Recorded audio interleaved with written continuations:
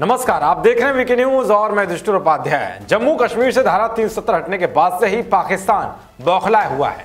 वो लगातार भारत के खिलाफ साजिश रचने की कोशिश भी कर रहा है। इमरान खान ने देश के बड़े से बड़े मंचों पर धारा 370 को लेकर खूब रोना रुआ, लेकिन कहीं से भी कामयाबी हाथ नहीं लगी। जिसके बाद हताश इमरान खान ने इस्लाम कार्ड खेला और इस्लाम को खतरे में बताते हुए मुस्लिम देशों को भारत के खिलाफ भड़काने की पूरी कोशिश की, मगर ऐसा हुआ नहीं। इन सब बातों के बीच जहां एक तरफ पूरे भारत का ध्यान नागरिकता कानून को लेकर हो रहे विरोध प्रदर्शन पर है, तो वहीं दूसरी तरफ कायर पाकिस्तान जम्मू कश्मीर से धारा 370 हटाने का बदला लेने के लिए पीओके में छिपके से साजिश रच रहा है। ऐसी साजिश जिसके बारे में जानकर शायद आप भी हैरान रह जाएंगे। पाकिस्तान की इस नापाक साजिश का खुलासा किसी और ने नहीं बल्कि उसके पूर्व मेयर आरिफ अजाकिया ने किया है। एक और खबर गर्दिश कर रही है कि जिस तरह एब्रोगेशन ऑफ 370 हुआ है, इस तरह पाकिस्तान भी एक एडवेंचरिज्म करना जा रहा है और गिलगित बल्तिस्तान और आज़ाद कश्मीर पीओके को पाकिस्तान में एनेक्सेशन करेगा और प्रोविंस का दर्जा दे देगा वगैरह वगैरह। महाराजा हरि सिंह ने एक एक्सेशन लेटर साइन किया था हिंदुस्तान के नाम एक्सेशन के लिए, जिसकी लीगलिटी मौजूद है। पाकिस्तान के साथ एक्सेशन के लिए किसी ने कुछ नहीं किया था। तो on legal grounds Pakistan is an occupier of PoK and GB. Occupied land को आप एनेक्सेशन कर लेंगे। यूएन में चूँकि 53 कंट्रीज इस्लामिक हैं, तो आप ओआईसी कार्ड खेल के ये वो यूएन को भी खामोश करा देंगे, सब कुछ कर देंगे। लेकिन फिर भारत में भी एक सरकार ऐसी बैठी है जो मैं नहीं समझता कि इसको इजीली एक्सेप्ट करेगी। चाहे हम कितने भी मिसाइल बना लें, कितना भी कुछ कर लें, हम हिंदुस्तान की आर्मी का मुकाबला नहीं कर सकते। तो सुना आपने, आरिफ अजाकिया साफ कह रहे हैं कि पाकिस्तान पीओके को अपने देश में मिलाने के लिए कानूनी आधार तैयार कर रहा है। साथ ही उन्होंने ये भी कहा है कि पाकिस्तान पीओके को लेकर जो सोच रहा है उसे भी देखना चाहिए कि भारत में ऐसी सरकार है जो उसके मंसूबों को कामयाब नहीं होने देगी। तो वह united Kashmir people's national party के नसीर अजीज खान ने भी दावा किया है कि इमरान खान गुपचुप तरीके से पाक अधिकृत कश्मीर को पाकिस्तान में मिलाना चाहते हैं और इसके लिए इमरान खान ने प्रक्रिया भी शुरू कर दी है।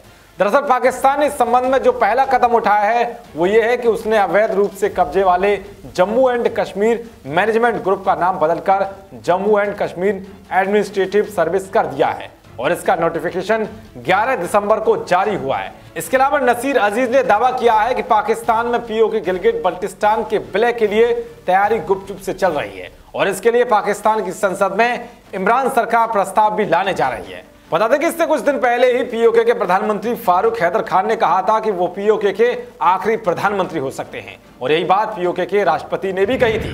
खैर, ये सब करने से पहले इमरान खान को ये बात भली बात समझनी चाहिए कि जिस मधुमक्खी के छत्ते में हाथ दे रहे हैं उसका डंक बहुत ही जहरीला है, क्योंकि जिस पीओके को इमरान खान पाकिस्तान में मिलाने की तैयारी कर रहे हैं वो भारत का हिस्सा है जिसे उसने अवैध रूप से कब्जा कर लिया है। वैसे इमरान खान को गृह मंत्री अमित शाह का वो बयान भी सुनना चाहिए जो उन्होंने संसद में पीओके को लेकर दिया था। इसलिए एग्रेसिव हूं कि जम्मू एंड कश्मीर के पीओके को आप भारत का हिस्सा नहीं मानते हो क्या?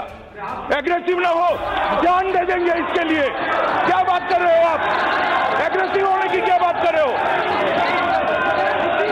जान दे देंगे इसके लिए।